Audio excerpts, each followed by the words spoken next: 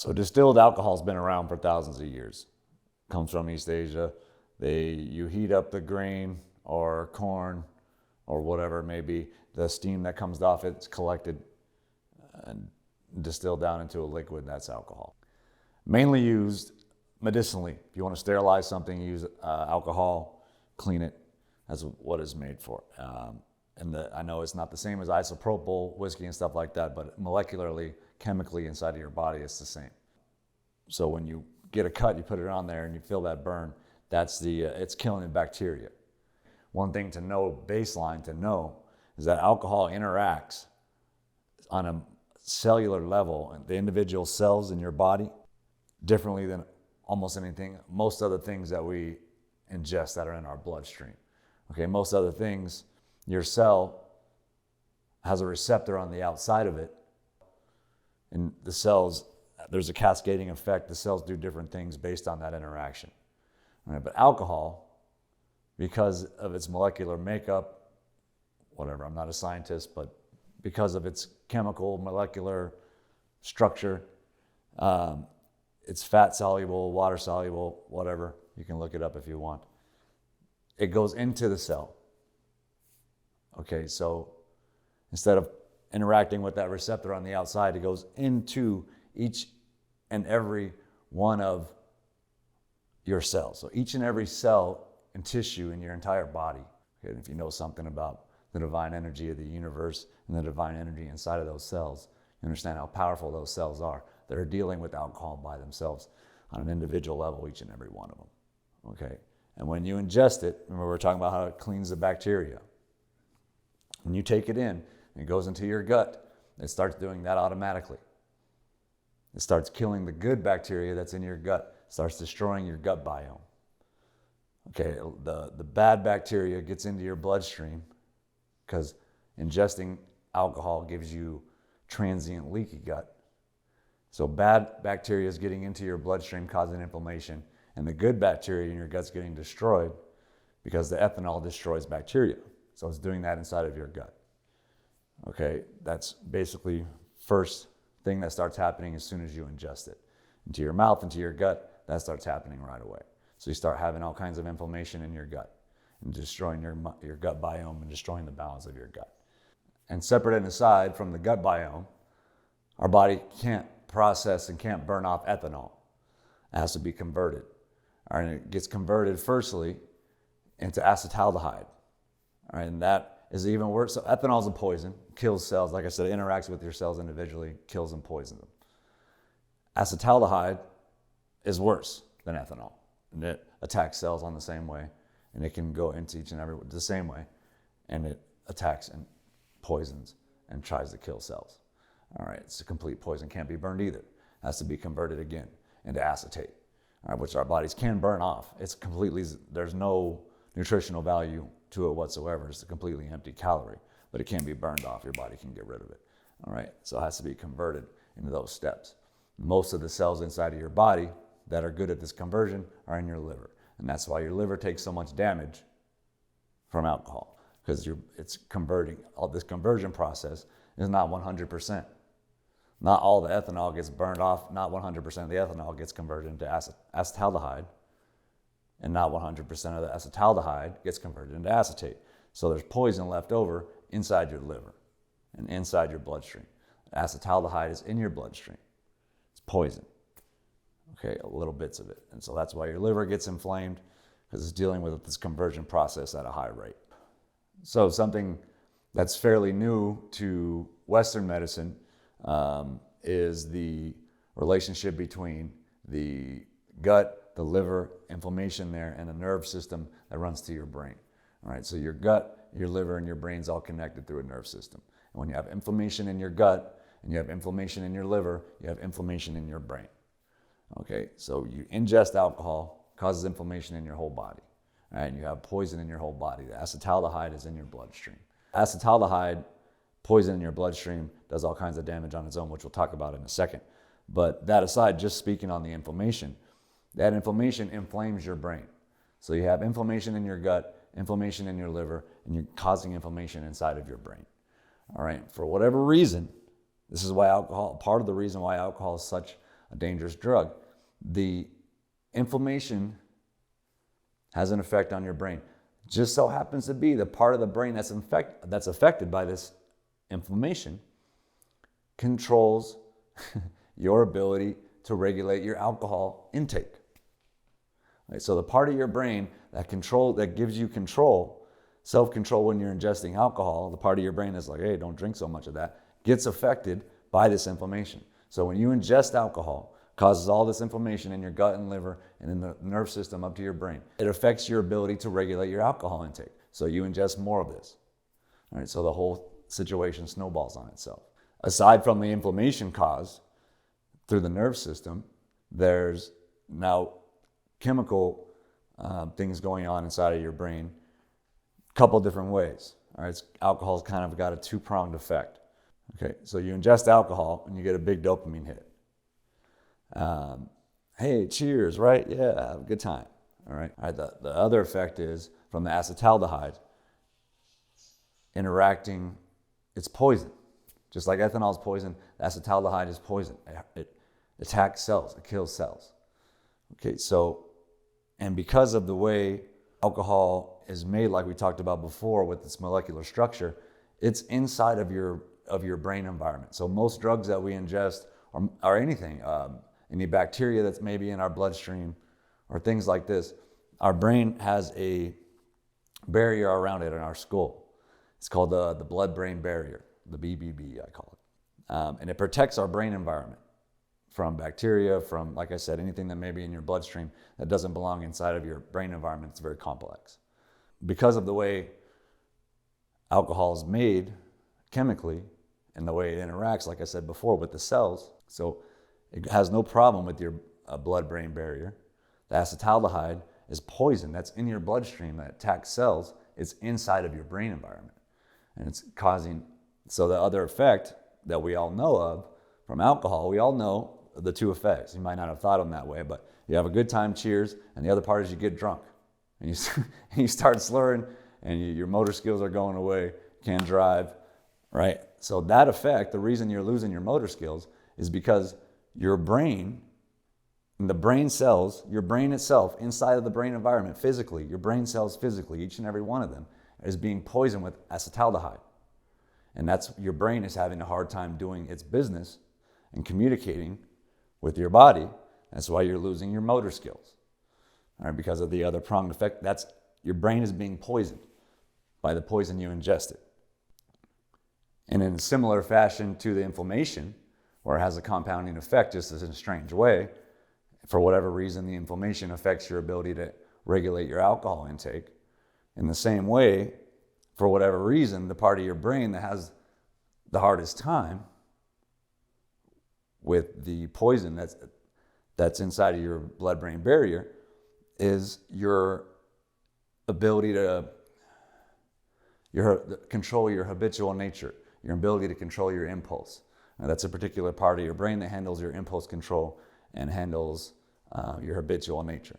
All right, so you think of, it's another thing that we all know, but we don't think of in these terms. Okay, so the reason you start dancing when you hear the music, you start moving your shoulders, all right, that's because of you losing control of your impulse. All right, it makes people more impulsive. All right, you're having a good time, you start moving. Whereas you hear that same song during the day when you're not drunk, you don't start moving. All right, so and the same thing with your habitual nature. So you get a big dopamine rush from the booze, and you're losing control of your ability to control your habitual nature, which means you just want more of that dopamine, and you keep ingesting more booze. Okay, so that compounds on itself.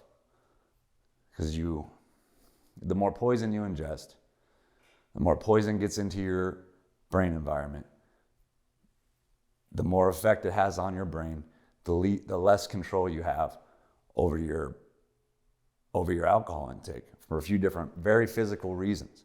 All right, so your brain is physically under attack in multiple places. All right, and that's the reason why certain people that have genetic predisposition to alcohol, or they have alcohol use disorder, this is why they have a different relationship with alcohol, because they're having different chemical effects inside of their brain. Your brain and body is badass. It tries to balance itself out.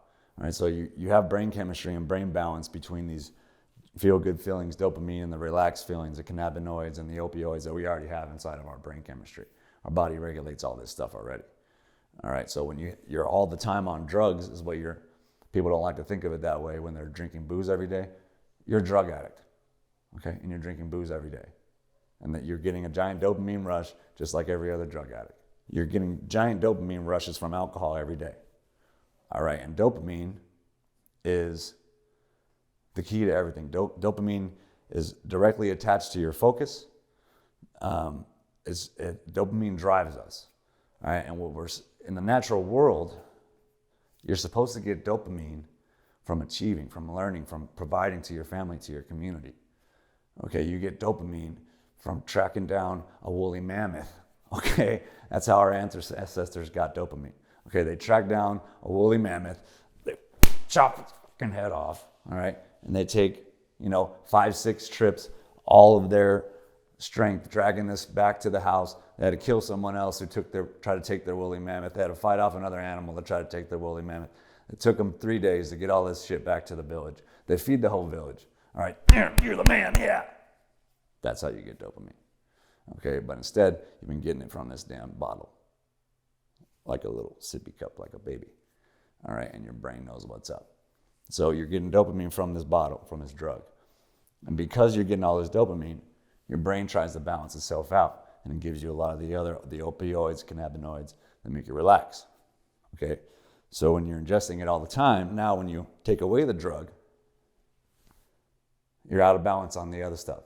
So that's why people that drink too much all the time, they feel when they get dry, they start to feel anxiety or they start to feel depressed. It's because they're out of balance. They got too much this way because their brain's trying to balance themselves out, and they got too much dopamine. And then when they pull the drug out, the dopamine regulation is low and the other stuff's high. So you're out of balance that way. All right, so you're feeling way low instead of way high. I know I talk about that because that's happened to me before when I knew alcohol was a problem forever. So when you get a couple weeks or a month sober, and you're still feeling a little bit low, don't worry about that. That's just your cortisol level's high. You have cortisol that can have that effect on you also. And you have high cortisol from the inflammation, in my opinion. There's probably other scientific opinions on that, but I would say from the inflammation, you have cortisol levels that are high, which causes depression and anxiety. And your brain chemistry is also out of balance, causing depression and anxiety. All right, so this can be fixed. Your brain will heal up. Don't sweat it. All right, just know it. All right, just know it. So we can do things. I can teach you things to get the dopamine up that are healthy for you. All right, you're good. You'll get this up. This side will come down. You'll get back into balance. We'll talk about that later. But just know that it's a chemistry thing and we can handle it. I have a combination of things. I have a particular personality, which they label addictive personality, which I don't really like that language because the word addict is a negative connotation, right? So let's just say that I am habitual and impulsive in my nature already, okay? And then I have a genetic predisposition to alcohol also. Okay, so my father was an alcoholic, his father was an alcoholic, and so on and so forth. Okay, so they mix together bad. My personality and my genetics don't go together that great. And one thing that's happening with genetic predisposition to alcohol, when we talk about this two-pronged effect before, with dopamine hit, when you drink alcohol, you get a big dopamine hit, a rush, have a good time, yay. The other one is you're getting drunk, you're getting sloppy, you're losing your motor skills.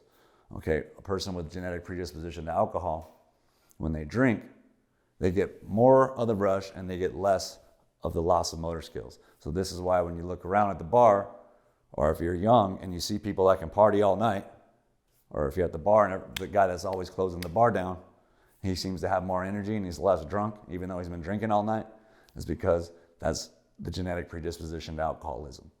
All right, he's able to intake it, get all the dopamine, get less of the other, and do it all the time. But this is another compounding and unfortunate chemical situation, similar to the inflammation, similar to the effects of the brain of your impulse and habitual control. It all compounds on itself. Because he has a genetic predisposition to alcoholism, he's able to ingest more poison, which causes more inflammation. All right, so the whole thing compounds and snowballs and compounds and snowballs and compounds and snowballs. Just like in real life, you don't just get a DUI and you get a piece of paper that says, here, you have a DUI. No.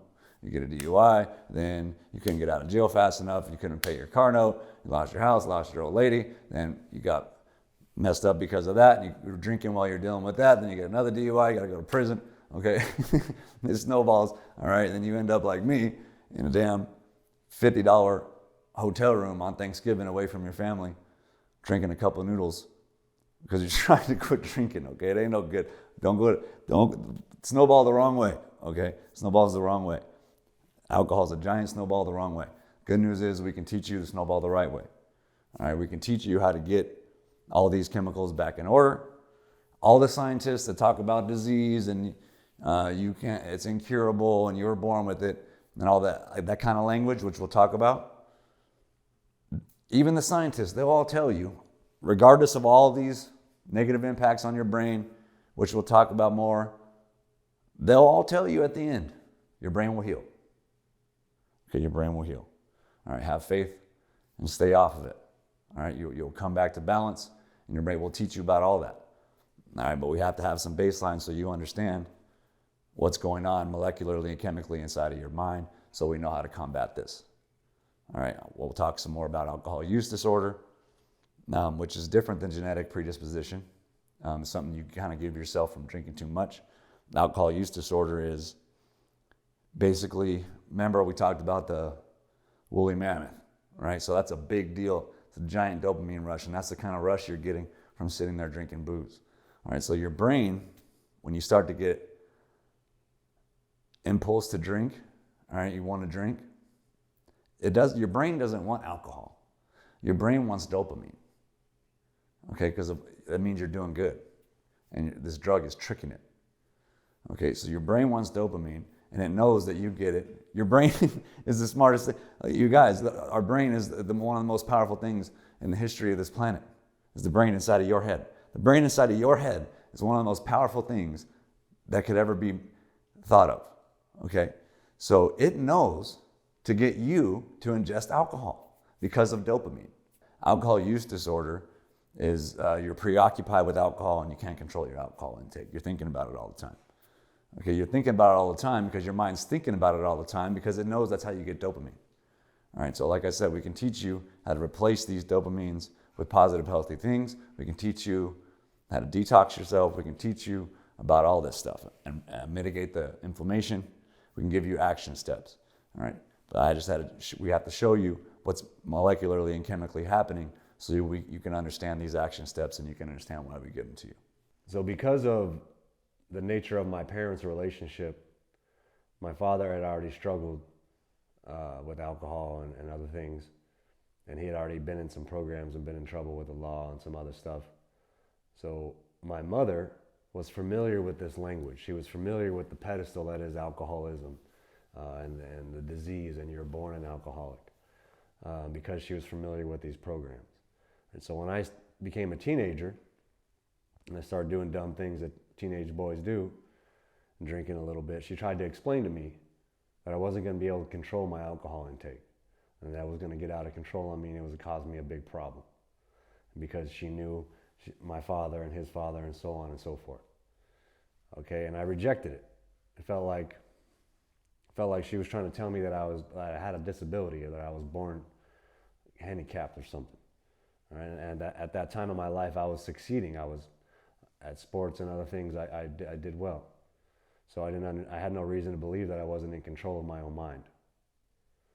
All right, and I never picked up any of the value from any of that she was trying to tell me.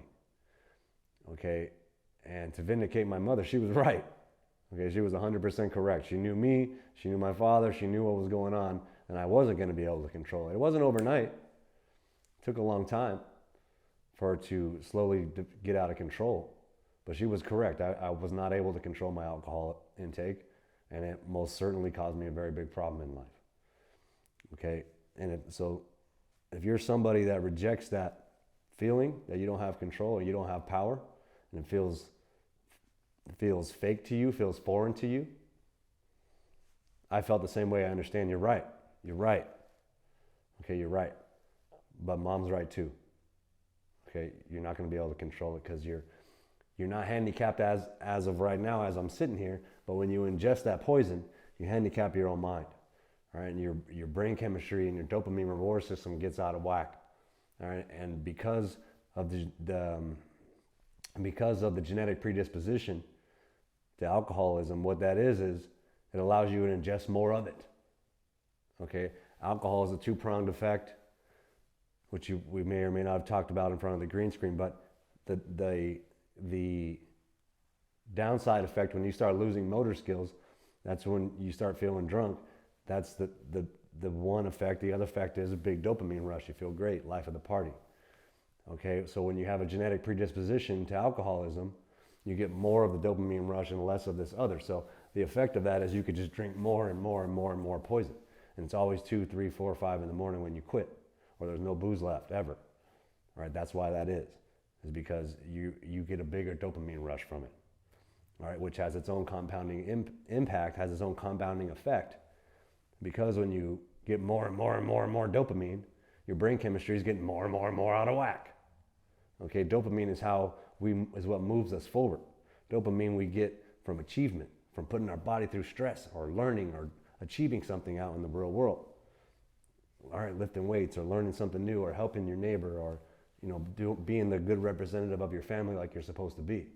That's where you get dopamine from. So it makes you feel fantastic. So when your brain starts getting it all the time and it gets a bunch of it from that drug, it gets your brain and your chemical reward system out of whack because you're cheating the natural world. All right, you're supposed to be getting it from work and you're getting it from a little bottle. It's a cheat. So basically, you're not born crippled. You're born powerful. But you will cripple yourself with that poison. Okay? We talked about before, that cell. All the divine power of the universe. You can use God, whatever you need. I'm not going to make religion too much a part of it. You believe what you want. But which is undebatable is the power of the universe is inside of that cell. All right? It's not a debatable thing. There's energy inside of there that cannot be replicated. All right? And you're giving it over to a poison that you're ingesting of your own free will. And that will cripple you. And it will cripple your brain. And it can take a long time to get your reward system back on track so you start thinking the right thoughts. Okay, what alcohol use disorder is different than genetic predisposition. You don't have to have a genetic predisposition to have alcohol use disorder.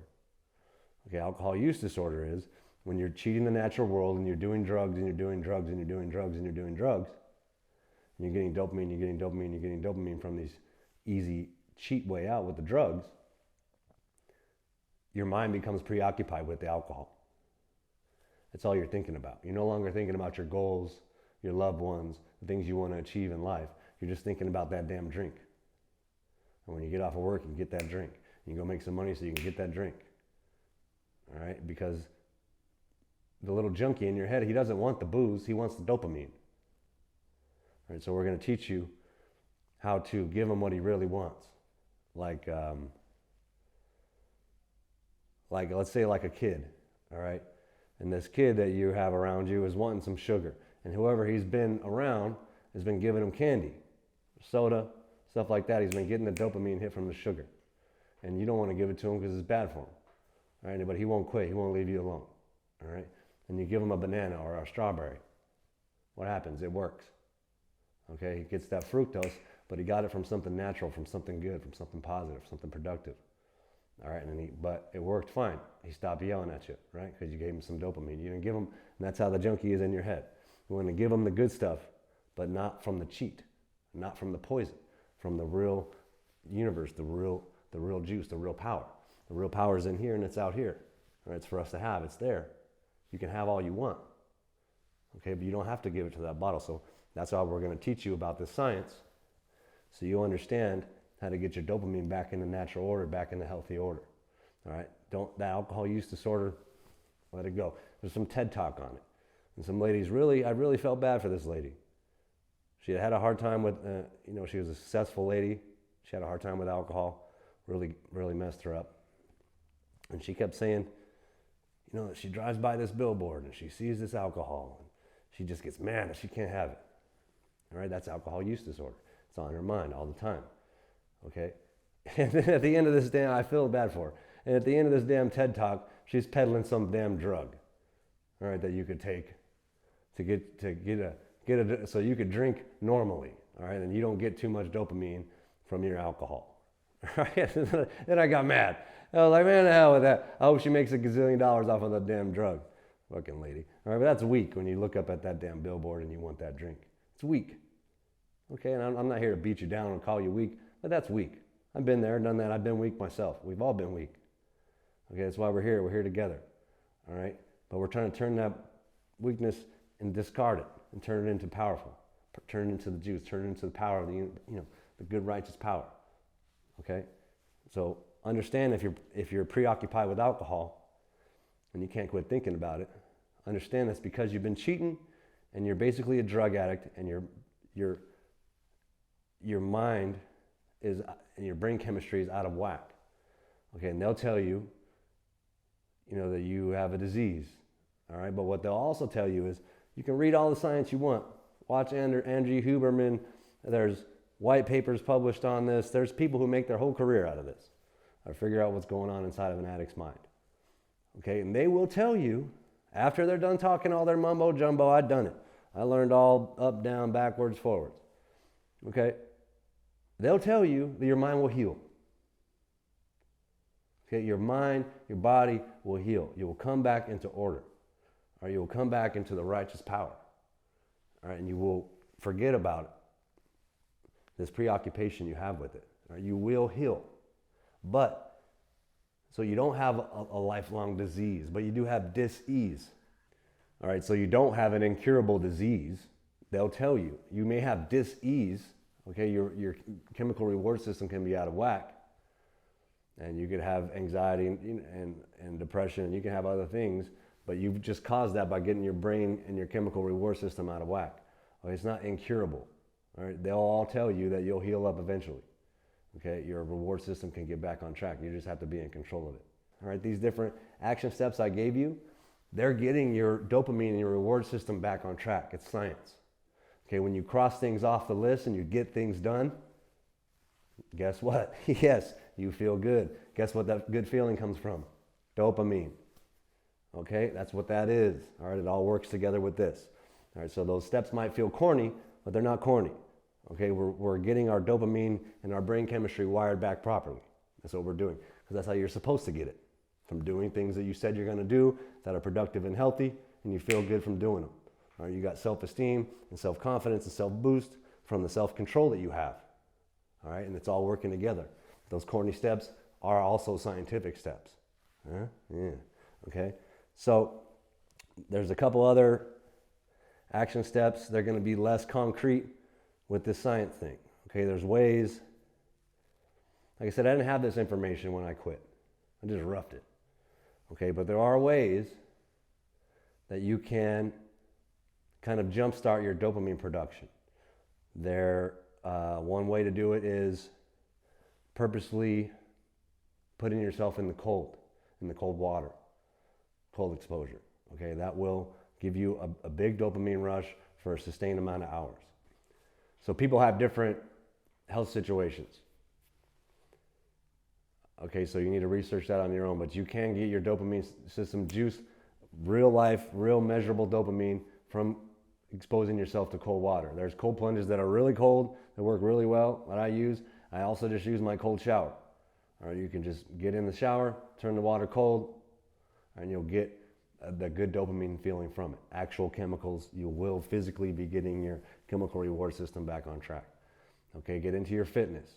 You start pushing your body, you get dopamine from that too. I know a lot about fitness.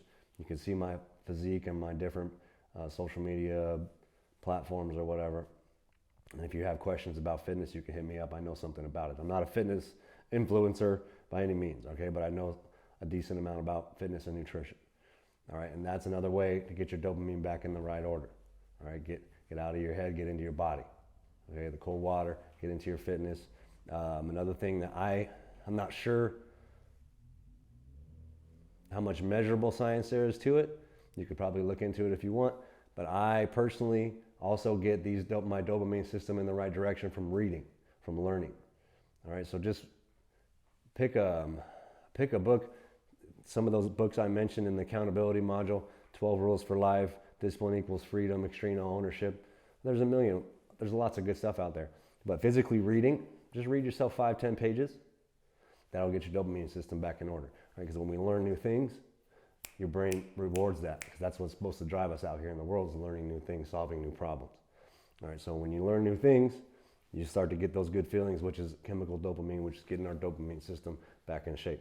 All right, you're getting everything wired the way it's supposed to be. So pick something to read. If it's been, I know reading's taboo nowadays and people don't have time for it, and it's all audio books and all that, but get a physical book. If it's a religious book, that's fine. If it's any self-improvement book, that's fine. But get a nonfiction, like something where there's some value, and just read 5-10 pages, all right? Whenever, set aside a time to sit and read, okay? And the timing of these things can come into play also. If you're at that point where you're a few weeks dry and you're starting to get like a little bit anxious, or you get that itch on your shoulder when you get home from work, or when the sun goes down, or on Friday night or whatever, put that in, schedule that time for your fitness, for your workout. Okay, you work out, you'll wear your body down. You won't want to go out and do that bullshit because you're now into your fitness and you're not going to put poison into your body. You got to work out, you're going to get some good food and go to sleep. All right, you run yourself into the bed. You run yourself tired, run yourself down. Okay, but you're also getting a dopamine hit. That itch that you're getting, you think you need a drink, you don't, you need some dopamine. All right, that's what the dude wants. All right, so if you're having that problem, just time it that way. Okay, whichever time you start to get an itch, make that the time you work out. All right, and stick to it.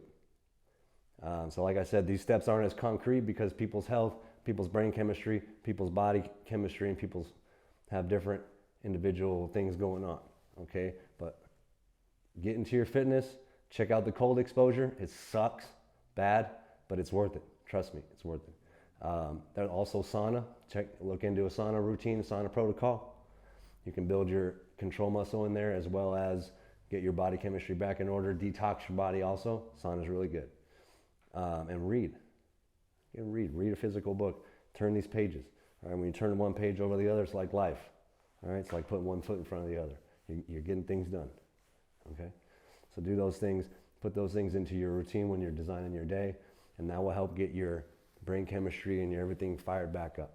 Okay, and just like I said before, I don't know if you've heard, I may or may not have said it in this course, and just stay quit. Just stay. You don't need that shit. All right, like the guy with the peanuts, he doesn't think about it. It's just done. All right, just remove the value from it. All the pedestal that is alcoholism, the disease, and all the hoopla and the alcohol use, all that stuff comes from value that you're assigning to it. All right, if it means nothing, then it means nothing. You have something in your life already, aside from alcohol, that you just don't do. Other people may do, but you don't. Whatever it may be, understand that. There's foods or drinks or drugs that people do on a regular basis that you just don't do. Okay, and you wouldn't have a hard time turning it down if they offered it to you, because you just don't do them. It's not part of you have no value assigned to it. All right, so switch to that mindset with the booze. It means nothing. Don't have any opinion on it. It's just something you don't do. You tried it, you've been there, it doesn't work for you, you don't do it no more. Done. And start doing the things that are good for you.